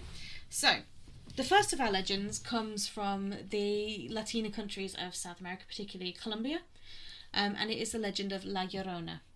Now, we've covered Woman in White before in one of our Dark Club episodes, and La Llorona is a woman in white. She's basically a woman who found out that her husband was cheating on her, and she was enraged by his infidelity, so she took the children of their marriage, 2 children, and she took them to the local river and she drowned them as a way to get back at her husband. However, once she was holding the lifeless bodies of her children, trigger warning, potentially a bit too late there, she realised, like, grief overcame her and she was like, what have I done? I can't believe I've done this. So she threw herself in as well. But being both a suicide and a child murderer, her soul was damned. She was condemned. She's condemned to forever wander the earth looking for her children. And she's kind of a sort of a boogeyman, a warning for kids to stay inside and to not stay out late, not disobey the parents, otherwise the Llorona will get you. And she wanders around, and you'll hear her weeping first, and then you'll see a woman just dressed in white, but her face will be turned away from you. You won't see anything. You just see a woman with dark hair just weeping. You'll go up and you'll check if she's alright, and you'll tap on the shoulder, and the weeping will still be continuing. You'll tap again, and she'll turn round, and all you will see is this rotting face veiled in dark hair. She was a drowned victim after all. And by that point, it's too late. You are caught by La Llorona. She might not kill you straight away. She might wait, but you will constantly hear her weeping, and eventually the weeping will drive you mad, and she will catch up with you, and you will die of the terror. If, however, you are a child, she will lure you to the water until you're drowning. Oh, wow. So, pleasant lady. Yeah, stay inside. And there's been recent actual, not sightings of La Llorona, there's always glimpses of her, but in a part of Colombia there was an area near an abandoned old house where there was just a lot of incoherent, loud female screaming, saying, "It burns, it burns, it burns, the fire, the fire, the fire." And people were there and they couldn't see where the screaming was coming from. They could just hear it. And it was going on for days. And in the end, the police came out and they found this white tattered robe on the floor. And they heard this screaming constantly. And it's actually caught on camera, this screaming. And they burned the robe. And as soon as the robe burns, the screaming stops. Absolutely not. Yeah. Just no. So that is the legend of La Llorona. Don't like it. There are also movies and books and everything made about her. She's quite an interesting historical horror figure. The other one is one that I particularly don't like, Slender Man. Ugh, he was big a few years ago. Slender Man is a created legend. Now, all urban legends are created, but Slender Man is one that's come into the public opinion quite recently. He's believed to be roughly based on a figure from H.P. Lovecraft. Mm-hmm. But Slender Man was born from a photographic competition to create a horror paranormal photograph, and someone did one of like someone with no face and like elongated hands and arms, looking all kind of freaky and homunculus like, and that's how the legend of Slender Man was born. And the idea is that the more you think about him, the more likely he is to appear. Yeah, which is great. But also he will appear and he will stalk you and he will kill you. Yeah. And you can be minding your own business and you turn around and he's there, and then you turn around and turn back and he's closer. That kind of thing. And he became an internet phenomenon, mm-hmm. and a lot of people were using it, and it actually drove people to actual murder under the guise of Slenderman and assaults. So there is a specific, and I cannot for the life of me remember what it's called, but there is a specific type of paranormal folkloric phenomenon where a creature is given that much attention by people believing in it online that it almost becomes true. And it's actually covered in an episode of Supernatural. It is. There is a ghost story that features online, and then it just grows and grows, and people keep adding to it. So as they go through this ghost hunt, this ghost gets like new abilities, new powers, new invulnerabilities, because people are constantly adding to it online, and because it's online, they're making it more powerful. So there's a belief that Slenderman kind of falls into that category. So it's faded a bit, but every so often around Halloween. There was a movie made called Slenderman. Yeah, there's a movie made. There are various online horror threads and things. There's lots of photographs. Yeah, it's Yeah, not a fan. There was like this stupid, because I used to work in school as well. There was like this stupid thing where if you drew like a cross on a paper and you wrote something in it, and it was like the Charlie game. Yeah, and I used to say to the kids, they were like, "Oh, don't believe it." I was like, "Okay, if there's not even 1% of you that thinks it might be true, you're summoning something." Yeah, and you don't know what it is. They quickly stopped. And the human imagination is a very, very powerful thing. And even if it isn't true, even if it is purely fabricated, that imagination can literally scare you to Especially death. when you are a child. Yeah. Your imaginations are massive. Yeah. So the power that something like that can have, just from thinking it's real or just from being scared of it, it's scary. Yeah. So, Slenderman or La Llorona?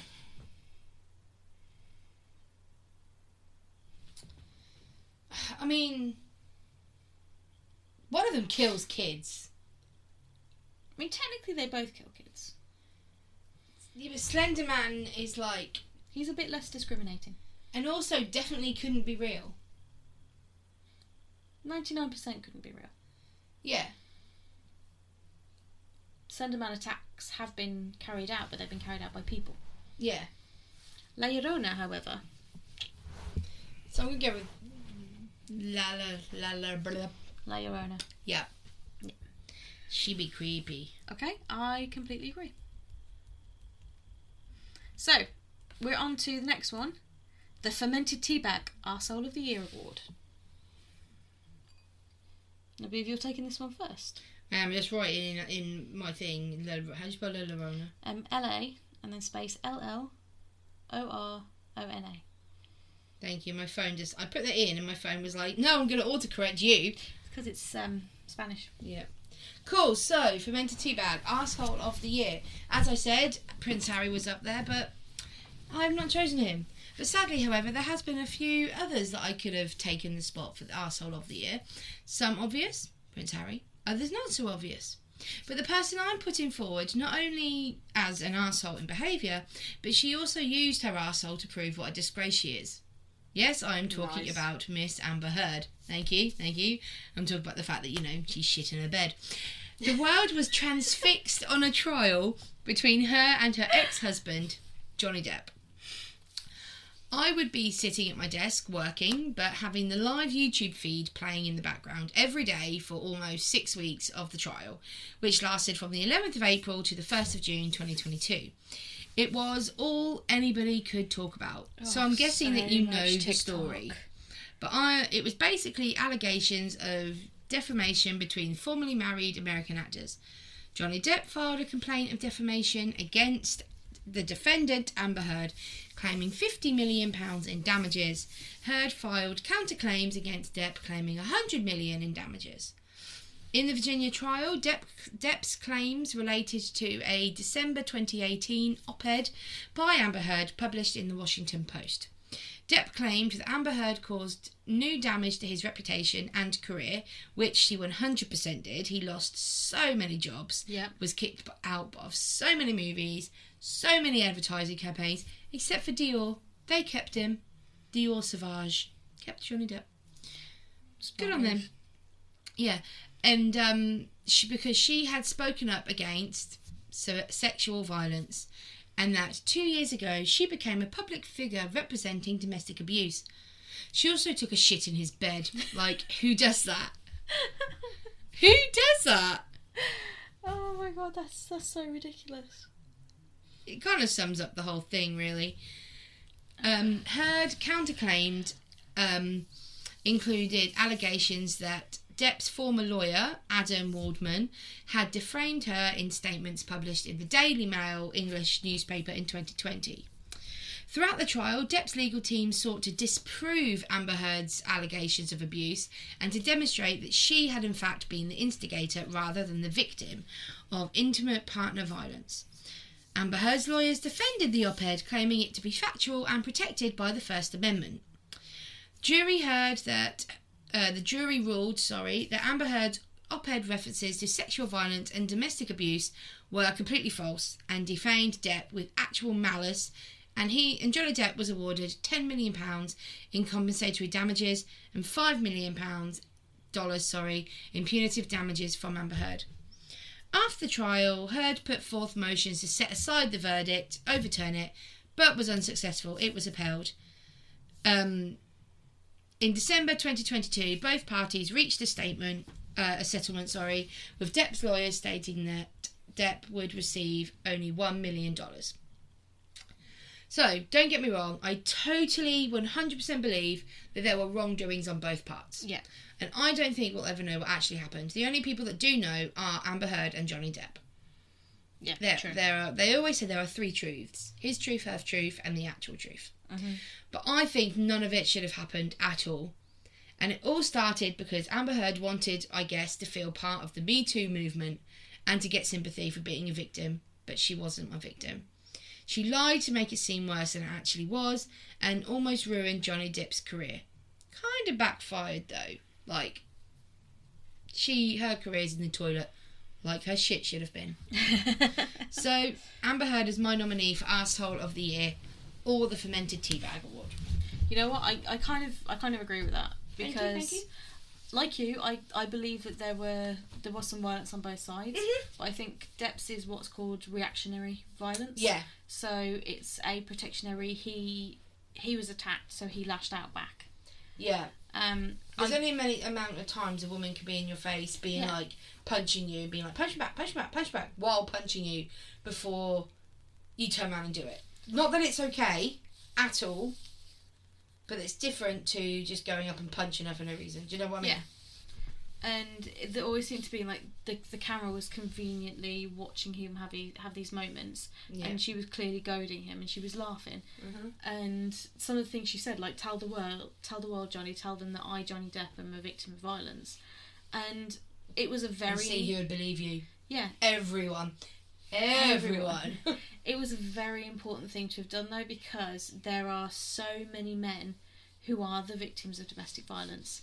And because they're men, they feel that they can't speak up, which is atrocious. Yep. Because you don't have to be a specific gender to be a victim of domestic violence. God, no. Anyone can do it, and nobody deserves to live through that. No, definitely. So, for her doing what she did, whilst Depp wasn't 100% innocent, no, she's just a disgusting human being. Yep, she is. Yeah, that's my opinion. Mm-hmm. And I know we're meant to be objective, but no. Sometimes being objective doesn't help. And also, don't let your dog step on a bee. If you've seen the meme videos, you'll know what that means. Oh. So, step on a bee. Actually, oddly, in a way, sort of linked into Amber Heard, because this person is believed to have at one point had a relationship with her. He did, and also turned up at premieres with a black eye during that relationship. Mm-hmm. Considering this guy is massive and is involved in martial arts and has actually challenged Vladimir Putin to a martial arts contest. I don't know how that worked, but yeah, I'm talking about Elon Musk. There are times when having a lot of money could be a good thing. You can engage in philanthropy, so give to charity. You could build homes for the homeless. You could put it into education, or you could buy a streaming platform just to satisfy your own ego. And that's exactly what Elon Musk did. It started in April. He actually began by using his billions of dollars, because he's a billionaire, to buy a majority sharehold in Twitter, and he actually ended up owning a 9.1% stake in it. So that's a majority sharehold. He then initiated a takeover, which was embroiled in legal issues. That it went to court at one point. There was so much around with it, But on the 14th of April 2022, he initiated the takeover, and October 27th, 2022, Elon Musk became the CEO of Twitter. And one of the first things he did was lay off a load of people. And let a load of people who had previously been banned from Twitter, not mentioning any names, Donald Trump, back on. And his thing was that he was an absolute believer in free speech, and he believed that they had a right to speak. And that's fine. I do support people's right to free speech. However, hate speech is not free speech. Free speech is being able to speak openly and freely, not to deliberately spread hate rhetoric or misinformation. And Donald Trump did both, and a lot of other people that he let on did both. But instead of acknowledging, this may not be a good thing, or saying he's allowed on because of free speech, but he will be monitored, like Facebook are doing now. He will be monitored. There will be severe consequences if any of those rules are breached. No, he instead chose to go to people and do polls. It did kind of backfire though, because he did a poll basically saying, should I step down as CEO of Twitter? And the majority of people said yes. So whilst he still owns a majority share, whilst he's still the owner of Twitter, he's now no longer CEO because of his own stupid poll and his own stupid ego. So for a man that has more money than sense and an absolute belief in free speech, I nominate Elon Musk as the fermented teabag, the arsehole of the year. Who's more of an arsehole? I'm going to say Amber Heard, because whilst Elon Musk has been a twit, he hasn't Twitter. Oh yeah. You didn't mean to do that, but I enjoy it. Whilst he's been a twit, he hasn't actually lied. He has been honest about what his intentions are. Yeah. And he's been honest about his opinions. He hasn't lied to get that fame. He's more been like, I've got the money, you can't stop me. Amber's like, I want the money, try and stop me. So Amber Heard, you win possibly the last award you will ever get in your career. Our Fermented Teabag Award. She won't be winning any acting ones from what I've seen. I've seen Aquaman. She's barely in the next one. She's been recast by Amelia. No, she's still in a tiny bit in the second one. Like 2 minutes. Do they kill her off? That'd be great. I don't know. Yeah. Up next, we are passing it out to you, our lovely listeners, with the Peasant's Choice Award. So this one we pass out to our friends and family and you. So we've had a couple of nominations back. Last year we had a couple of nominations from people who were within the same group. So we chose the suffrage movement because we had people within that group. So this year we've got a nice mix actually. Nice. So our nominations are Albert Einstein, a man whose scientific and mathematical genius need little introduction, but whose hair could use a comb. Charles Darwin, the man who took the theory of evolution and ran with it, author of On the Origin of Species, and who struggled to reconcile the evidence of his eyes with the religion of his heart. Emmeline Pankhurst, one of the outspoken leaders of the women's suffrage movement. Winston Churchill, a somewhat controversial figure at the moment, but undoubtedly an influential one. We actually think he would probably enjoy the controversy, really. Leonardo da Vinci, polymath, painter and genius far ahead of his time, even though he couldn't actually ever finish. He finished about 2 of his projects in his lifetime. The original Renaissance man who even worked for the Borgias. And lastly, Mother Teresa. Again, controversial, but well known and very much beloved in certain circles. So, who do we think should be the winner? Oh, it's a tough one, isn't it? Yeah. The problem is, last time we had a couple of people from the same movement. This time we don't. No. They are very different people. I would be ahead to say Charles Darwin. His theory kind of changed everything. Yeah. And whether you're a creationist or an evolutionist, you can't deny the scientific fact. I mean, you can apparently deny the scientific fact, but you shouldn't. But you can't deny that his work changed the world. It did. And whilst he wasn't the only one to have that theory, whilst he wasn't the only one to coin it, he ran with it. And yeah, he was an impressive person, and all the while he struggled to reconcile it with his own Christianity. Yeah, everyone else was really good, and everything they came up with changed a lot. But survival of the fittest. Yeah, natural selection. Yeah.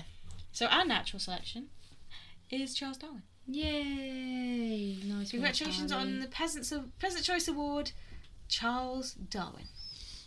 So we're nearly at the end. We are. This is my favourite one. I love this story. As soon as we saw this, I was like, this is what I'm choosing. And you know what it is. And you're like... Yeah, 100%. This one, I know yours has already won. Okay. Yeah. We'll go for So, this is the award for Chamomile Tea, or the most inspiring story of the year. When we look back on 2022, it's easy to concentrate on the bad, depressing, and the total bullshit.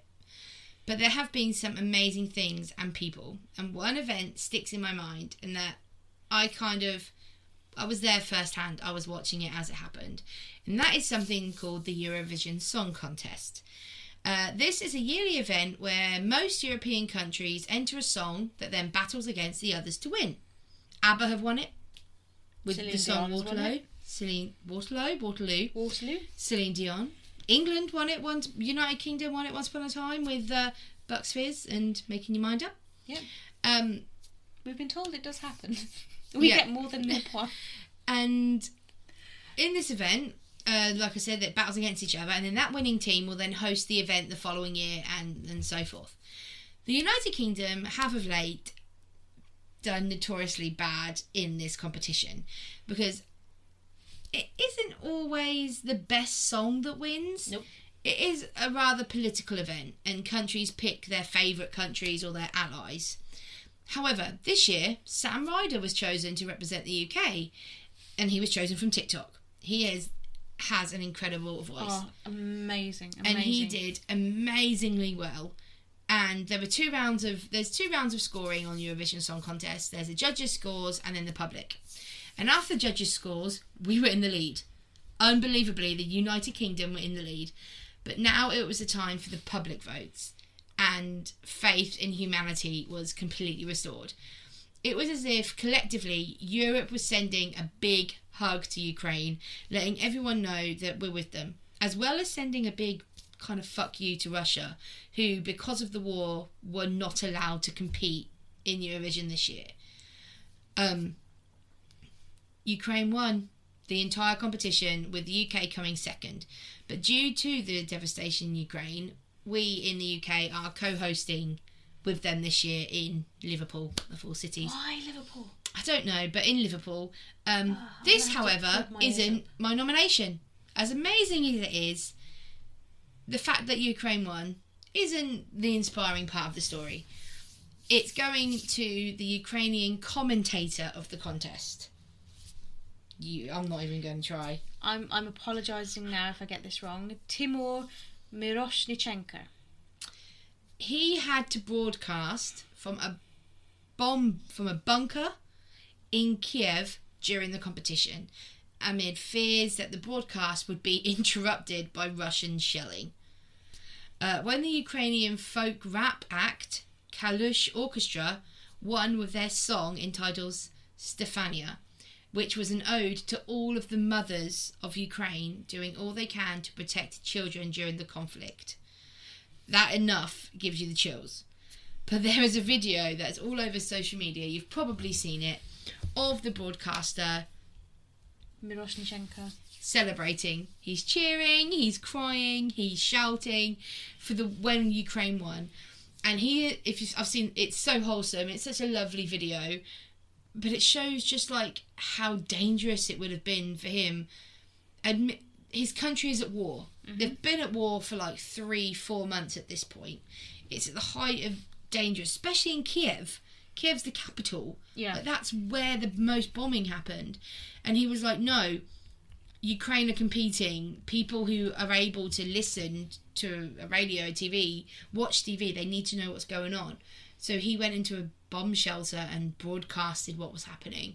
And when in the midst of his crying, in Ukrainian obviously, he says something like, "This is for you. This is for the Ukrainian people." And you can just see in his face how much it meant that they won, because it kind of gave them hope. It's such a trivial thing, but yeah, like the Eurovision Song Contest, it's like, cool, you've won, wonderful, great that you've got like a singing career or whatever. Yeah, or not even that. Sometimes it's just like, oh yeah, you won, of course we won, and we get 0 points. Yeah, and it's just like, it's become a thing where we'll tune in and the British people will watch formerly the late Sir Terry Wogan, now Graham Norton, just basically ripping the mick out of everybody, including us. Yeah. Just ripping the mick out of everybody. And it's just become a laugh-along.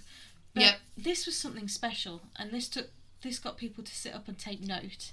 Yeah. And for once, the Eurovision Song Contest was a platform for good.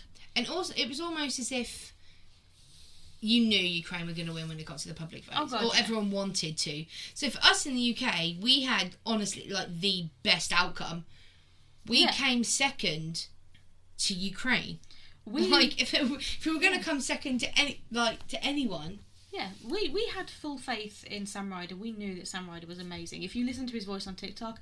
But we've had some amazing people that people just don't like the UK. We went into it knowing... But they liked the UK this year. Yeah, they absolutely loved us. And we were like, okay. I had a party. Yeah. We did food from around Eurovision. Just too much food for 4 people. I was doing something else. I can't remember. You weren't here? Yeah, I think you was in Birmingham. Possibly, yeah. Ghost hunting, probably.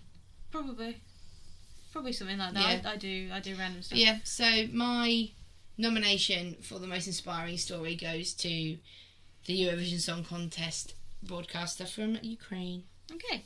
Well, just like England in the Eurovision, I know I'm not going to win. But I'm happy to come a close second. My nomination is someone who had a really tough time recently. Oh, I forgot. I don't know. Due to speaking out about a harrowing incident, but has recently made a comeback and found himself in the public eye once more and very firmly in our hearts. I'm talking about actor Brendan Fraser. Oh my God, protect him at all costs. He's just a squish. Probably best known for his late 90s roles, George in George of the Jungle and Rick O'Connell in the Mummy trilogy, which I 100% blame the Mummy trilogy for my bisexuality. It's so good. His career seemed to be on a high. Unfortunately, things conspired against him. Physical issues caused by doing his own stunts started to add up. In 2007, his marriage to Afton Smith sadly broke down and the couple divorced. While still actively engaged in the lives of his 3 sons along with Smith, Fraser had to file for a reduction in alimony as he was struggling to meet the $600,000 a year costs. We don't have anything like that in the UK. If you divorce, you divorce. You pay child maintenance. Yeah, we've got child maintenance. But alimony is for the wife. Yeah. If you have no kids, you just have to pay the wife money for leaving. Yep, exactly. But it went to her and to the kids, and it was $600,000 a year. And his career dried up, and we'll find out why in a second. And he was just struggling. Unfortunately, the motion was denied. In 2018, it was revealed that Fraser had suffered a sexual assault at the hands of Philip Burke, who was the former president of the Hollywood Foreign Press Association, who are the people behind the nominations at the Golden Globes, and that occurred in 2003. Shortly after that assault had occurred, he divorced. He also lost his mother, and basically everything conspired all at once, and poor Brendan Fraser basically broke. His career all but stalled, and it is believed that he was effectively blacklisted due to the accusation against Burke, which has been denied by Burke. Still is denied. Fraser has never directly confirmed that, but he said that the calls just stopped coming. So the people around Burke would band together. He was very famous in 2003 as well. Yeah, and then all of a sudden you just didn't hear from him anymore. However, over the past couple of years, Fraser has been making a slow and steady comeback after speaking out. He's had a couple of TV roles, and he's also had some film roles coming up as well. And people have just started seeing him for the wholesome, lovely person he is. Whilst there will be a lot of sceptics, there'll always be sceptics, a lot of people have rallied behind him for being brave enough to come forward, and his career is starting to pick up again.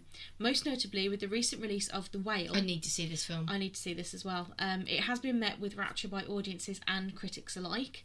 An award nomination was received for The Whale by the HFPA, however Fraser refused to attend the event. It also got a 12-minute standing ovation at the film festival. He did, and you can actually see the footage of it, and he just looks so overwhelmed, and to the point where he wants to cry, but he can't quite bring himself to cry. He's that shocked. Yeah. Having appeared on a number of talk shows and public events, he seems increasingly humbled and touched by the affection being shown him by the public, and long may it continue. Nobody should be punished for speaking out, and I hope that this will help to pave the way for more men to start speaking up about sexual assaults perpetrated against them, because it isn't just women that are the victims, as we said before with Amber Heard and Johnny Depp. Nobody should be silent in their suffering just because of their gender. I can't pick this category. I'll pick on this one, and I will go with your one. Okay. Because it's just such a story of hope and unity and people rallying behind. And whilst the Brendan Fraser one is people rallying behind him, they're both equal in that they're people supporting something that should never, like someone recovering from something that should never have happened. But the war in Ukraine is still ongoing, so they need our support. Okay. So we'll pick Ukraine, but an honourable mention to our squish, our bro, my bisexual disaster, Brendan Fraser. He's just so... People are sharing a lot of things on TikTok of him, and he cries, like... It's almost like you get in this thing, I don't know if you ever do sociology in school, the thing called self-fulfilling prophecy. The more amount of times you're told that you're lying and that no one gives a shit, you believe it. And it's almost like when he has all of the public being like, we love you. He's like, really? And then he's like, it then twigs like, oh my God, they actually do. Yeah, and it's like that, but why do they love me? I don't deserve that. I don't deserve that. And then when someone says, actually, you do, and here is why, you're like, oh God, maybe I do. And that's just such an overwhelming experience. Yeah. Bless him. We don't deserve him. No. We're at the last award of the year. We know this has been a long episode. This might be our longest episode to date. I think we're almost at the 2-hour mark. Almost. Which is crazy. We're really sorry. But thank you for bearing with us. Yeah, but we're at the last award now, and we always end our episodes with a ridiculous death, where we look back on the absolutely ridiculous ways in which people have successfully removed themselves from the gene pool. We are mindful during this segment to not use deaths that are recent, so choosing one from 2022 for this award was out of the question. So we decided to look back over our episodes of 2022, of which there was 17. We still did 17 episodes last year. Yeah, despite all being super busy. Yep, and we choose the one, and we thought we'd choose the one that we thought was the most ridiculous and award them what we call the defective tea bag. That tea bag that splits, that tea bag that annoys you. Yep. And we have been spoilt for choice with this award, because this year we have found some doozies. And I have chosen the ridiculous death from our episode called They Marry More Than They Seem, which was about the... It's about the Moai on Moai statue. Rapa Nui, Easter Island. Easter Island, that's creepy. But the ridiculous death was that of Pope Adrian IV. He was the head of the Catholic Church and ruler of the Papal States from the 4th of December 1154 until his death in 1159. He is the only English person to ever have been Pope. The English Pope suffered from a form of tonsillitis, which is horrendous, and it causes pus to build up in your mouth and in the back of your throat. Yeah. I had tonsillitis a lot, so much so that my tonsils have been removed from my body. Touchwood, I've only had it twice so far, but I hated it. And I've also had glandular fever, and that sucks. I had tonsillitis every month for 3 years, and then I was like, take them out of my throat! Why did nobody just, euthanize you? I don't know. Because they took my tonsils out instead. It'd be a very one-sided podcast. But this is not... The tonsillitis is not how Pope Adrian IV... Where did you get John from Pope Adrian? I don't know. Wow. This is not how Pope Adrian IV died. According to a witness, he was at a dinner. He was at a nice dinner with some peeps, just chilling. Having a munch. He took a sip of wine and began to choke on a fly, which had been floating in his goblet. Combined with his throat, he died within minutes. So, Pope Adrian IV died choking on a fly. Wow. Yeah. Wouldn't happen if it was a sacramental wine, though, would it? No, it wouldn't. So who's your nomination? My nomination is from one of our more recent offerings. Okay. This is the English dramatist and writer Thomas Otway. After being down on his luck, poems not doing so well, it's basically being broke, he resorted to begging for bread on Tower Hill in London. After learning who he was, a kind stranger gave him a guinea, which is an old English coin worth about £1 5 today. Otway took the coin to a nearby baker's shop, bought a loaf of bread, started eating a little too quickly because he was hungry, and choked to death on the very first mouthful. That one's got a wing that still makes me laugh. I mean, it's both the choking, irony of it still makes me... It's like, he'd waited, he was starving, he got this bread, wolfed it down, choked on the very first mouthful. Oh, you poor sod. I'm going with Thomas Otway because...